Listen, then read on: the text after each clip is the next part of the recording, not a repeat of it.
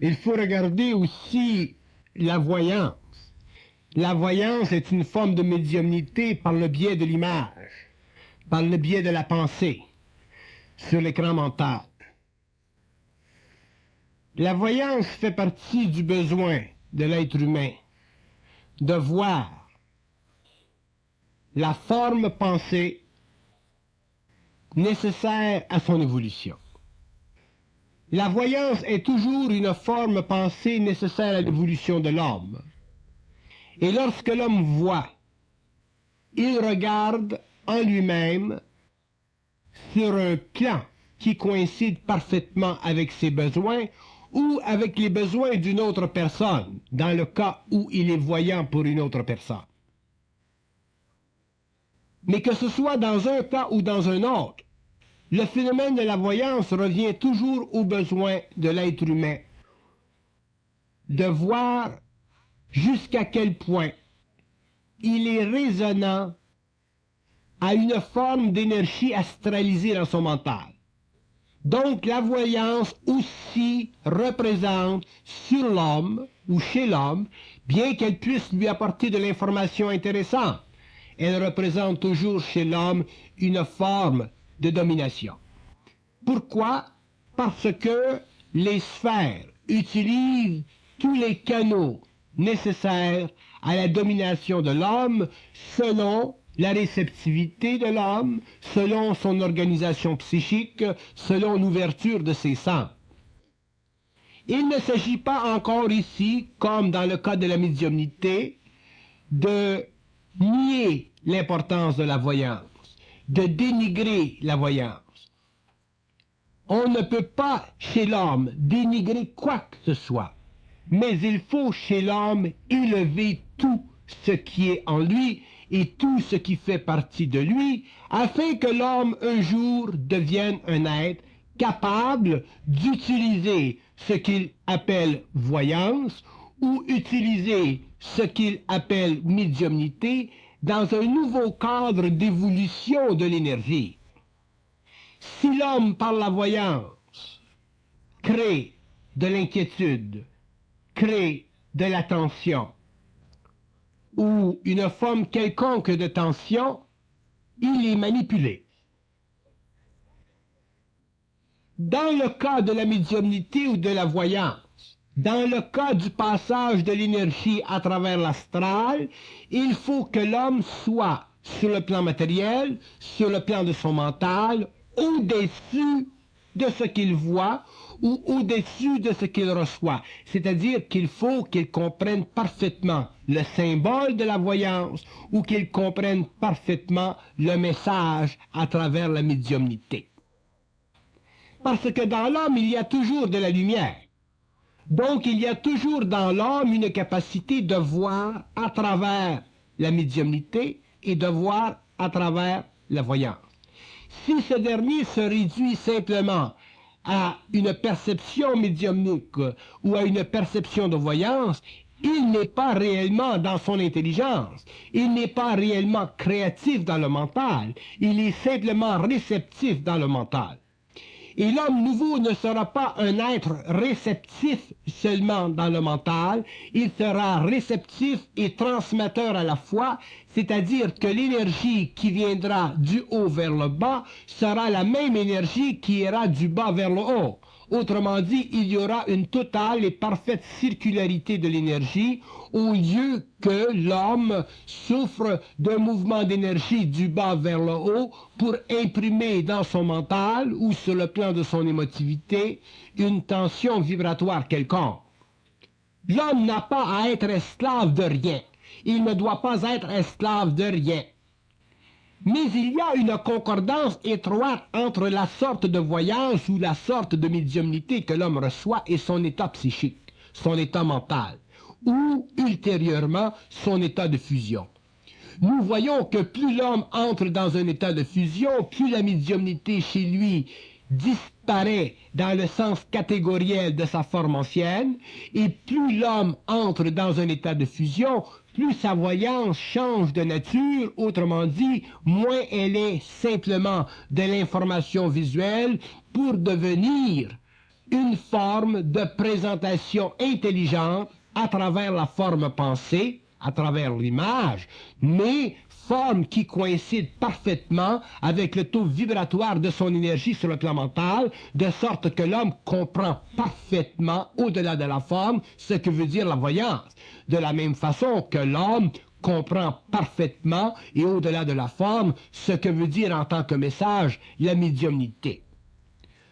Donc, nous pouvons regarder la voyance et la médiumnité comme des aspects différents d'une même énergie, d'un même mouvement d'énergie, mais d'un mouvement d'énergie qui n'est pas arrivé à une parfaite synthèse, c'est-à-dire à une parfaite harmonie avec l'homme.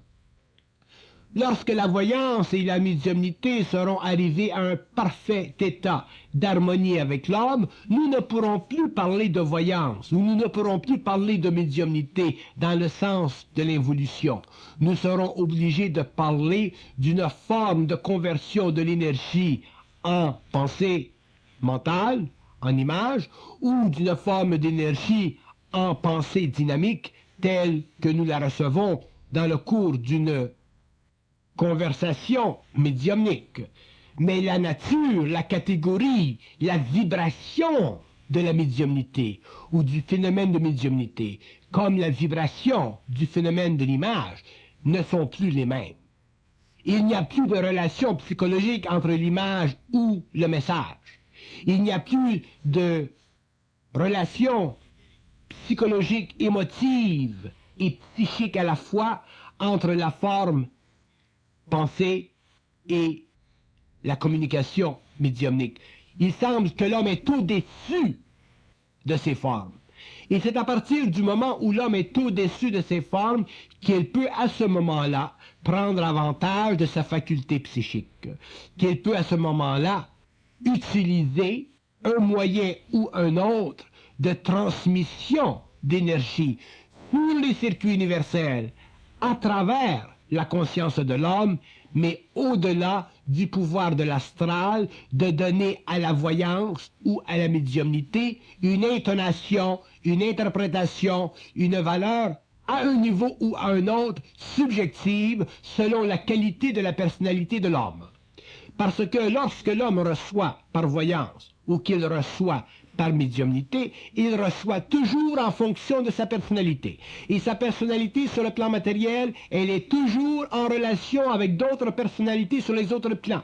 Et pourquoi sera-t-il si difficile à l'homme de passer de la personnalité à la personne? C'est parce que tant que l'axe vertical des liens psychiques entre la personnalité sur le plan matériel et la personnalité sur les autres plans ne sera pas brisé, autrement dit, tant que l'homme ne sera pas libre de l'astral, tant qu'il n'aura pas intégré son énergie, il ne sera pas une personne, il sera simplement un être personnalisable, alors qu'au cours de l'évolution, il deviendra un être intégré, un être intégral, une personne, c'est-à-dire une unité de conscience capable, sur le plan matériel, de faire descendre l'énergie, de lui donner une forme créative afin de faire avancer l'évolution de l'humanité. Le problème avec la voyance est ceci, c'est que lorsque l'homme voit, il a l'impression, selon le degré de sa naïveté, de voir en fonction de ce qui se passera. Lorsqu'en fait la voyance en général est toujours utilisée d'une façon de près ou de loin, afin de créer chez l'homme une sorte d'avertissement. Un avertissement pourquoi? Parce que l'homme a besoin d'être averti afin de pouvoir, sur le plan de sa personnalité, réunir à la fois les énergies mentales et émotives nécessaires afin de consolider son lien avec les autres personnalités dans l'invisible. Ceci est extrêmement truqué. Autrement dit, nous disons que lorsque l'homme est donné de la voyance et qu'il n'est pas intégré dans son énergie, qu'il n'est pas au-dessus de la forme de la voyance, il subit un lien avec ses autres personnalités, il devient de plus en plus voyant, il devient de plus en plus susceptible d'être voyant, et automatiquement il devient de plus en plus esclave de sa voyance. C'est pourquoi vous regarderez dans la vie souvent des êtres qui sont voyants ou des êtres qui sont médiums, et vous verrez qu'au cours d'une longue période, ces êtres ne deviennent pas conscients, ces êtres ne changent pas profondément dans leur réalité. Pourquoi? Parce que la réalité qu'ils assument au cours de l'évolution est de plus en plus la réalité des personnalités sur les autres plans, alors qu'eux demeurent toujours esclaves de ces mêmes personnalités. Et lorsque nous voyons un homme qui se conscientise, qui passe de la personnalité à la personne, qui passe de la voyance ou de la médiumnité à l'intelligence pure, nous voyons un être qui radicalement, au cours de quelques années, devient totalement neuf, devient totalement nouveau, devient totalement dégagé, devient totalement léger, devient totalement réel. Par contre, une personne qui passe des années et des années, voire 1, 2, 3 générations à faire de la médiumnité ou à faire de la voyance, vous le regardez, cette personne, au cours des années, et elle devient de plus en plus névrosée, c'est-à-dire que la disconnexion entre sa réalité et sa personnalité devient de plus en plus grande. Pourquoi? Parce qu'elle devient de plus en plus connectée à ses autres personnalités sur les plans psychiques astrales de l'occulte. Et c'est ceci que l'homme nouveau doit comprendre et doit réaliser, parce que, devenant un être de plus en plus conscient, il est naturel que ses centres d'énergie s'ouvrent, mais ici, il doit faire attention, parce que, alors que ses centres d'énergie s'ouvrent, il doit devenir de plus en plus conscient des dangers qui existent à l'ouverture de ses centres.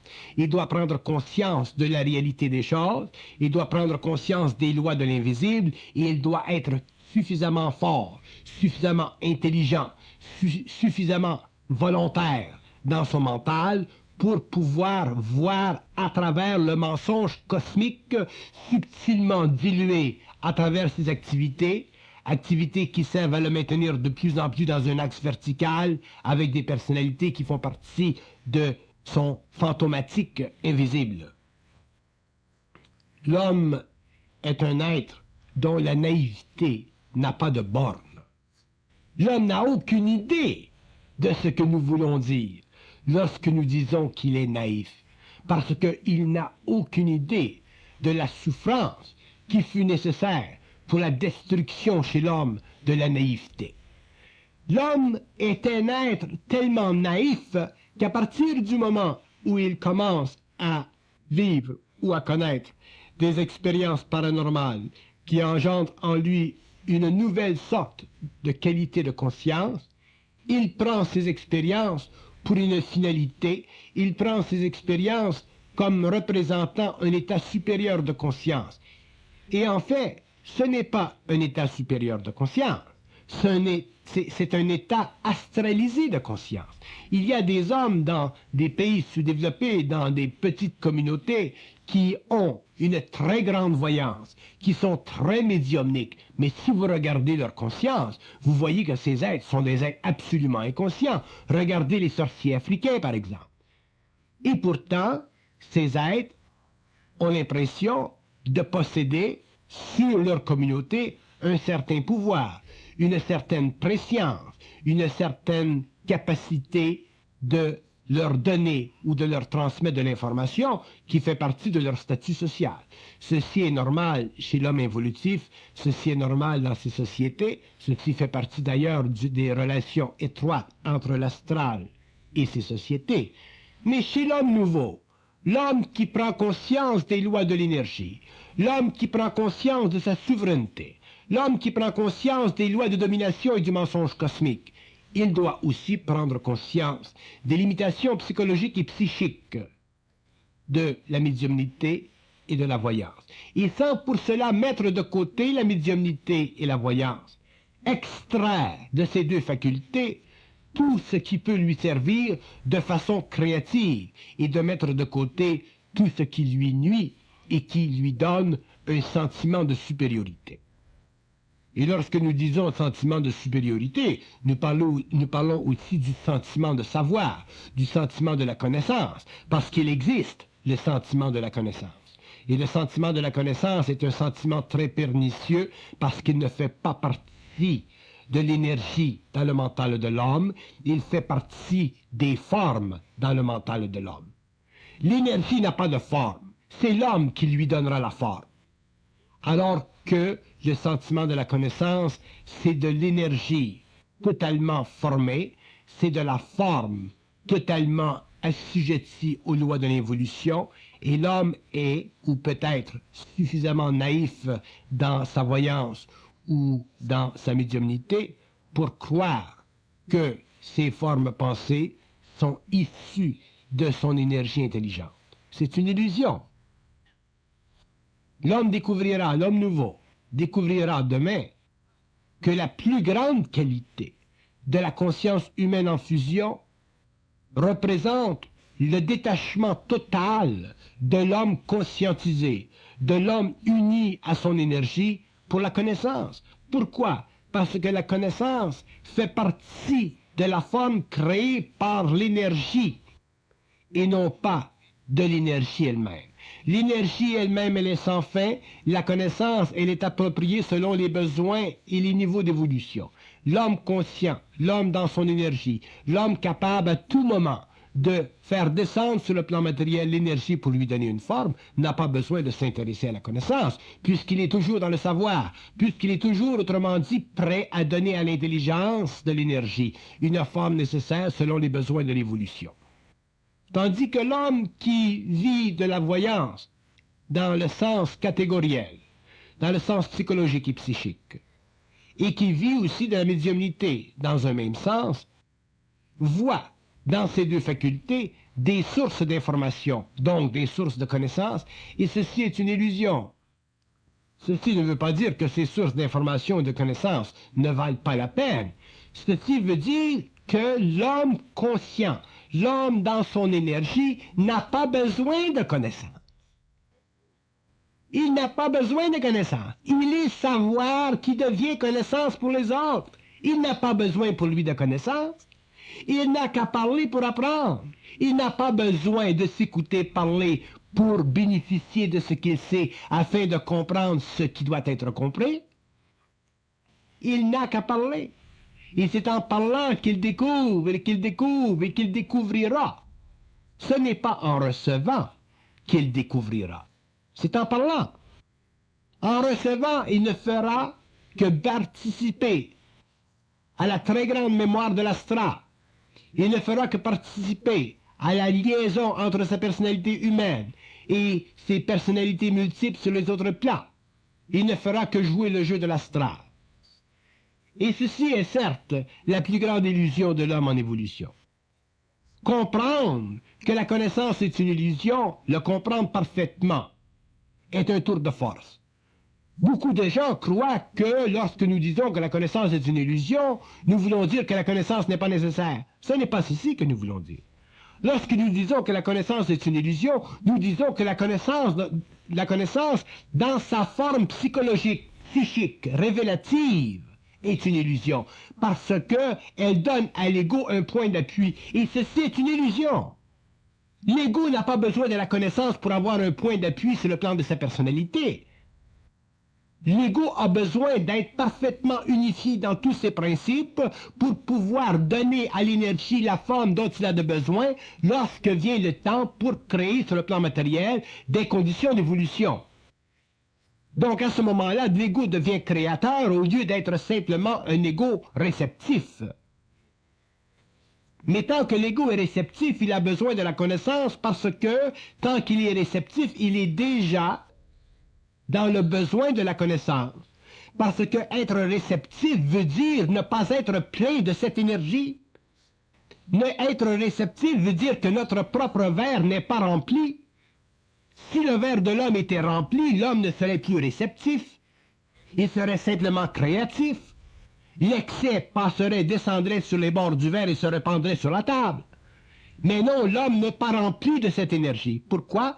Parce qu'une partie de son énergie est utilisée sur le plan psychologique de l'ego, une autre partie de son énergie est utilisée par ses autres personnalités sur les plans astraux, donc l'homme n'est pas capable, sur le plan de sa réalité, de se conformer aux lois intégrales de son énergie, donc de s'unifier parfaitement sur le plan matériel mental avec l'énergie. Il est obligé de passer temporairement, transitoirement, par des plans subtils de l'astral, pour pouvoir, sur le plan égoïque, sentir quelque chose, sentir une certaine personnalité plus glorieuse, plus avancée, plus sage, plus occulte, plus illuminée que les autres. Ceci est une illusion.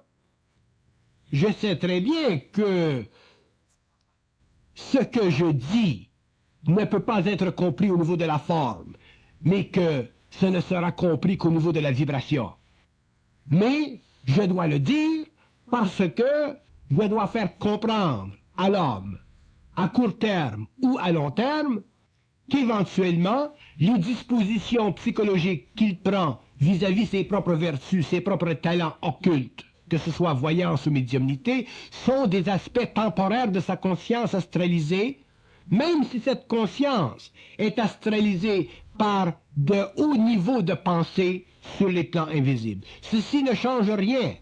Il ne s'agit pas pour l'homme d'être hautement astralisé, il s'agit pour l'homme d'être libre de la haute sphère astrale, puisque c'est justement elle qui est non pas la plus dangereuse, mais la plus difficile à saisir dans la nature même du mensonge cosmique imposé à l'homme pendant l'évolution.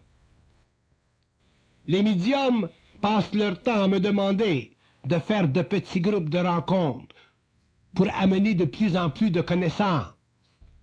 Ce n'est pas à moi d'amener de la connaissance.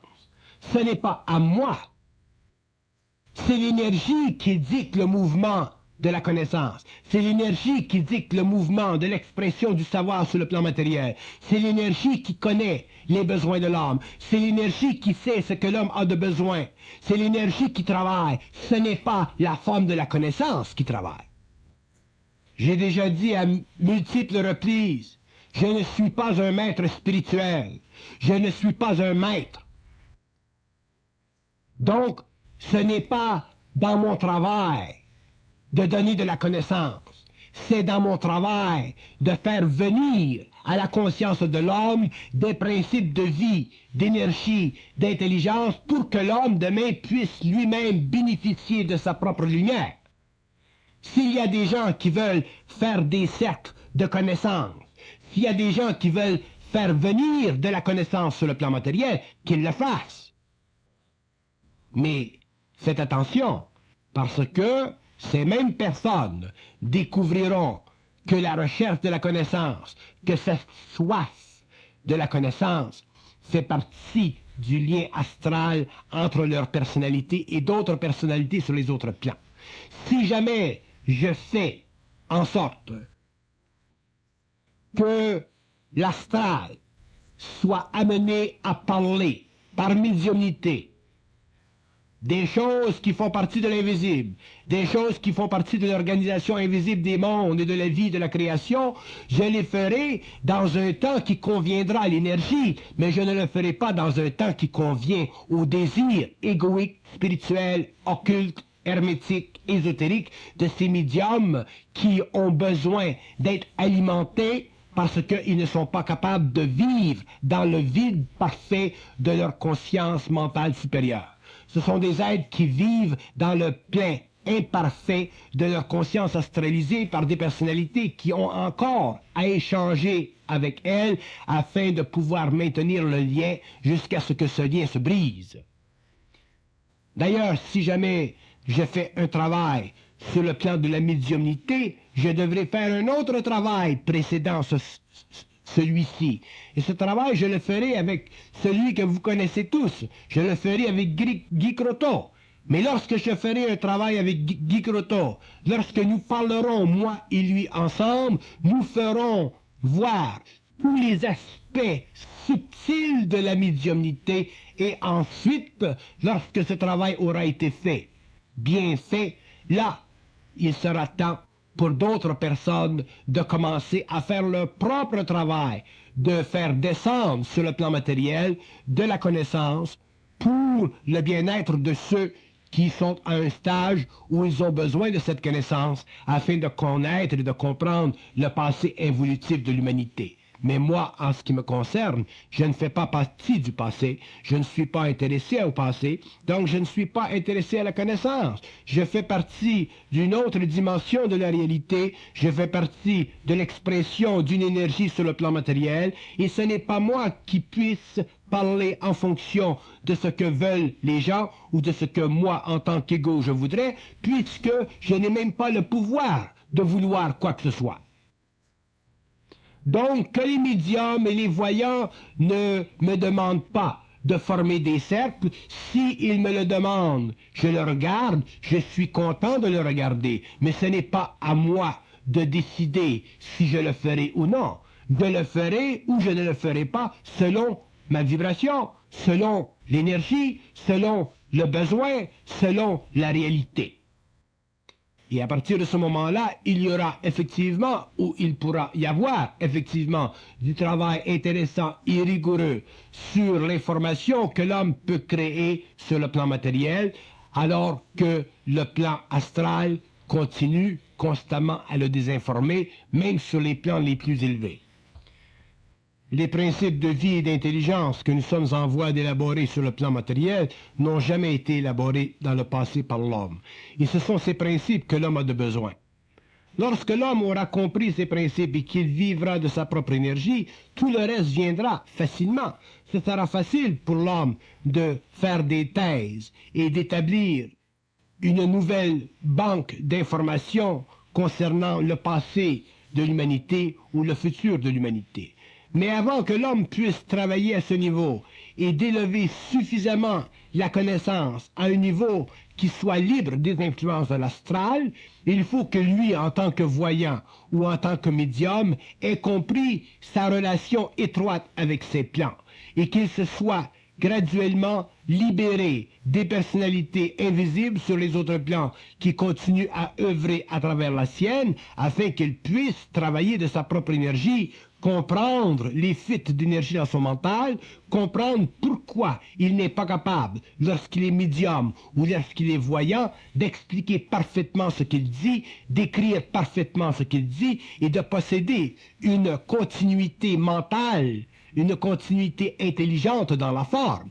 Il ne s'agit pas pour l'homme qui est voyant ou médium de balbutier des formes, ou de balbutier des pensées, ou de balbutier des idées. Il s'agit pour lui d'être suffisamment structuré dans son psychisme pour pouvoir démontrer qu'il a un contrôle parfait de la forme. Il y a des médiums qui balbutient des paroles. Il y a des voyants qui balbutient des images.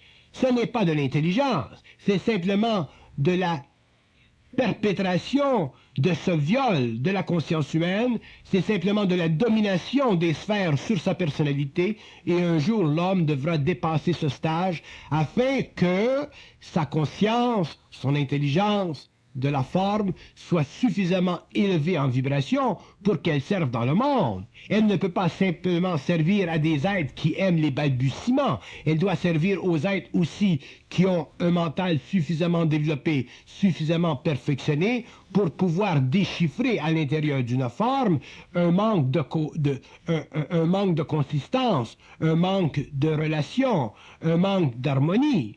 Quand l'homme parle à l'homme, il doit parler avec intelligence. Si l'homme écrit quoi que ce soit, ce qu'il écrit doit être écrit avec intelligence. Ce ne doit pas être simplement un balbutiement ou une expression qui déborde presque dans le langage brumeux de l'astral. Il faut que ce soit clair. L'homme a besoin de parler clairement afin d'être entendu clairement. Il ne doit pas parler d'une façon qui est déchéante pour être entendu d'une façon qui est totalement spéculative. Tout doit être clair dans le mental de l'homme. Et tant que l'homme voyant ou l'homme médium n'aura pas compris ceci, qu'il n'aura pas vaincu l'énergie astrale dans son mental, il ne pourra pas posséder la parole d'une façon claire. Il ne pourra pas posséder l'image d'une façon claire. Donc, il ne pourra pas comprendre parfaitement ce qu'il écrit ou ce qu'il dit. Il sera à la merci de la médiumnité. Il fera de la médiumnité mécanique. Comme nous disions dans le passé, il fera de l'écriture automatique. Mais de l'écriture automatique, c'est de la déchéance. De l'écriture automatique, c'est de la composition astrale à travers le mental de l'homme. De l'écriture automatique, ça ne fait pas partie de l'énergie de l'intelligence. Ça fait partie de l'énergie astralisée par les personnalités de l'homme dont il ne peut contrôler encore le débit sur sa propre personnalité mentale, impuissante à contrôler l'énergie. Il ne s'agit pas pour nous, les hommes nouveaux, d'être simplement des canaux. Il s'agit pour nous, les hommes, d'être à la fois canal et à la fois contrôle. Si nous sommes simplement des canaux, nous demeurons des êtres assujettis. Lorsque nous devenons canal et contrôle à la fois, à ce moment-là, nous sommes des êtres pouvant travailler avec des forces d'intelligence suffisamment élevées pour que nous puissions, sur le plan matériel, bénéficier de ces intelligences ou les mettre complètement à part si elles doivent être mises à part. L'homme nouveau n'a pas d'objection à une communication télépathique avec l'astral, mais l'homme nouveau a objection à ce qu'une communication télépathique avec l'astral, que ce soit par la voie de la médiumnité ou que ce soit par la voie de la voyance, qu'une telle communication ne soit pas franchement intelligente. Parce que l'homme nouveau sera franchement intelligent. Et comme toute communication sur tous les plans doit être parfaitement harmonisée à son mental, il lui faudra à cet homme travailler pendant un certain nombre d'années à se libérer, à se décontaminer, à se déspiritualiser, pour en arriver un jour à ne plus subir le joug des voiles et le joug des illusions qui font partie de son appartenance à travers le monde de la mort à des plans qui sont sans contredit l'abomination de la vie. Ce sont les attitudes mentales et psychologiques des voyants et des médiums qui font de ces êtres des êtres souffrants à différents niveaux. Car toute attitude mentale de l'homme vis-à-vis les aspects occultes de sa conscience dénote chez lui une incapacité de se libérer du connu. Et tant que l'homme ne sera pas capable de se libérer du connu ou du connaissable sur le plan psychologique ou sur le plan psychique et même sur le plan vibratoire, il sera prisonnier du connu ou de l'inconnu ou du vibratoire. Et tant que l'homme est prisonnier de quoi que ce soit, tant qu'il souffre, surtout s'il est voyant ou médium, il n'a pas encore compris les lois de l'énergie. Il n'a pas encore compris les lois de la forme. Il n'a pas encore compris les lois de l'intégration et de la fusion. Donc il est en voie d'évolution et il doit apprendre et il devra apprendre que la relation entre l'homme et sa propre lumière n'est pas une relation de relativité en ce qui concerne la connaissance, mais une relation absolue d'unité entre lui et cette même énergie.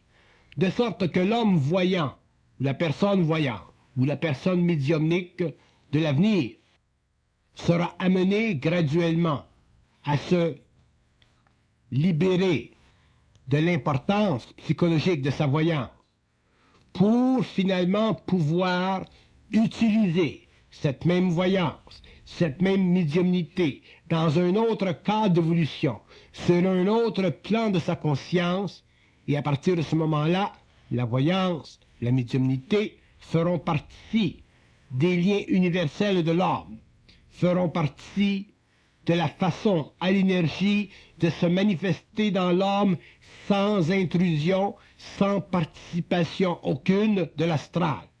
L'homme sera alors intégré et il pourra parfaitement utiliser ces formes de communication, mais sans attitude, de sorte qu'il ne souffrira plus de ce qu'il verra, il ne souffrira plus de ce qu'il entendra, il sera parfaitement maître de la situation. Pourquoi? Parce qu'il sera à un niveau vibratoire suffisamment épuré pour voir à travers la désinformation qui se glisse à travers l'information de voyance ou de médiumnité. Une fois que l'homme sera au-dessus de ceci, il utilisera le symbole de la forme pour l'extrapolation de son propre savoir.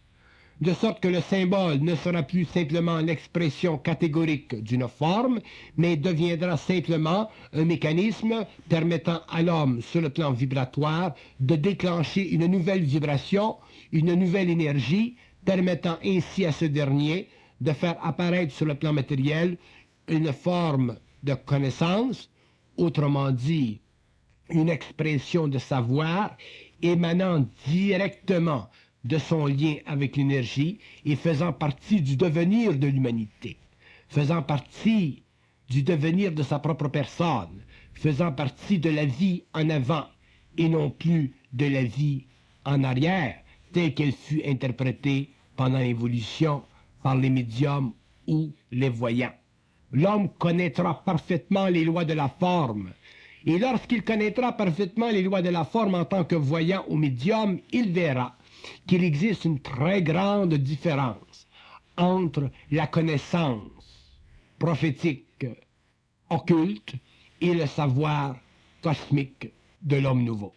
Il verra que les événements de la vie, bien qu'ils puissent se dérouler dans une certaine direction, ne représentent pas pour l'homme nouveau, conscient, la même valeur psychologique qu'ils puissent représenter pour l'homme inconscient et involutif, pour lesquels ces connaissances anciennes ont été données, écrites, lues, afin de lui faire reconnaître qu'il existe dans le cosmos une partie matérielle ainsi qu'une partie immatérielle, afin de le soutenir spirituellement. Mais l'homme nouveau, n'ayant plus besoin de soutien spirituel parce qu'il aura rompu ses liens avec l'astral, sera obligé alors de voir et de comprendre l'évolution des événements futurs de l'humanité en fonction d'une énergie qui donnera à la forme une nouvelle qualité, une nouvelle substance, une nouvelle perception. Et lui, à ce moment-là, sera libre de ce qu'il voit, sera libre de ce qu'il entend ou écrit, parce qu'il ne sera pas rattaché psychologiquement aux autres personnalités en lui qu'il ne connaît pas ou qu'il peut connaître selon sa capacité de voir ou d'entrer ou de pénétrer dans l'astral. Il sera libre de ces personnalités et il pourra finalement sentir qu'il possède sur le plan matériel le contrôle total de sa vie, quels que soient les événements transmis par symbole à travers sa voyance ou sa médiumnité. C'est à partir de ce moment-là que l'homme nouveau sera réellement dans le savoir de sa voyance, dans le savoir de sa médiumnité, qu'il ne sera plus en initiation, qu'il ne sera plus spirituel dans sa perception, et qu'il vivra d'une conscience très légère, d'une conscience non plus meublée par l'information occulte venant de l'astral, mais conscience que lui-même meublera au fur et à mesure qu'il créera des formes nouvelles pour la compréhension de son devenir et de l'avenir nouveau de l'humanité. À quoi sert à l'homme d'être médium et voyant s'il souffre de ce qu'il voit, de ce qu'il entend? C'est de l'englobement, c'est de la foutaise, c'est de l'imposition, c'est de la domination. Si l'homme doit être dans le savoir, il ne peut pas souffrir de son savoir. Mais s'il est dans l'attitude du savoir, c'est-à-dire que s'il est dans la recherche de la connaissance, à ce moment-là, il souffrira parce qu'il devra apprendre que la lumière, lorsqu'elle est parfaitement harmonisée avec l'homme, ne cherche pas à lui causer de la souffrance subjective. Tandis que l'astral, dans sa relation avec l'homme, lui cause de la souffrance subjective parce que ça fait partie des lois de la mort, ça fait partie des lois de l'évolution, ça fait partie des lois de l'âme, ça fait partie des lois des différentes personnalités de l'homme rattachées par le cordon ombilical du corps astral et de ce plan qui de toujours a unifié l'invisible au matériel à travers la brume, l'ombrage et le mensonge involutif. Il est évident qu'il est plaisant pour un homme conscient de parler avec des médiums ou de parler avec des voyants, parce que déjà, ils voient au-delà de ce qu'ils disent. Mais il n'est pas plaisant pour un homme de parler avec des voyants ou des médiums qui sont prisonniers des formes qu'ils utilisent pour la transposition de l'information astrale sur le plan mental de l'homme. Il n'est pas intéressant pour un homme de ne pas pouvoir comprendre le mensonge derrière la forme. Il n'est pas plaisant pour l'homme de ne pas pouvoir comprendre parfaitement un message, parce que ce message crée toujours de l'angoisse. Et l'homme nouveau, le médium nouveau ou le voyant nouveau verra qu'à travers toute voyance et toute médiumnité, il y a une série, une échelle de valeurs qu'il peut donner à chaque forme pensée, à chaque image, selon son niveau d'évolution, selon sa conscience, selon le taux vibratoire de son intelligence, selon son niveau d'intégration, selon sa fusion. Ce n'est pas l'intelligence créative dans le cosmos qui est limitée, c'est l'homme qui est limité et impuissant à la vivre de façon parfaite. Donc, si cette intelligence se manifeste à travers certains plans dits astraux pour l'évolution de l'homme, elle se manifeste toujours en fonction de ce qu'il peut prendre, de ce qu'il peut savoir, de ce qu'il peut réaliser, de ce qu'il peut voir. Donc, ce n'est pas la faute du médium ou du voyant d'être naïf, mais ça fait partie de l'évolution de l'homme.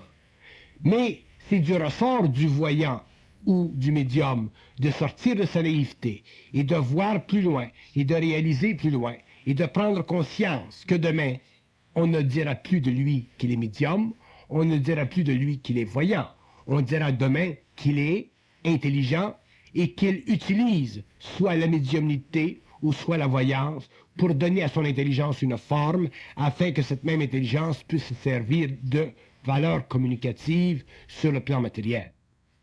Mais si l'homme n'est pas d'abord intelligent avant d'être voyant et médium, il est automatiquement, naturellement, un grand naïf et il peut rendre la vie d'autres personnes autour de lui extrêmement tendue à cause de sa capacité ou de son incapacité de comprendre lui-même ce qu'il dit ou ce qu'il voit.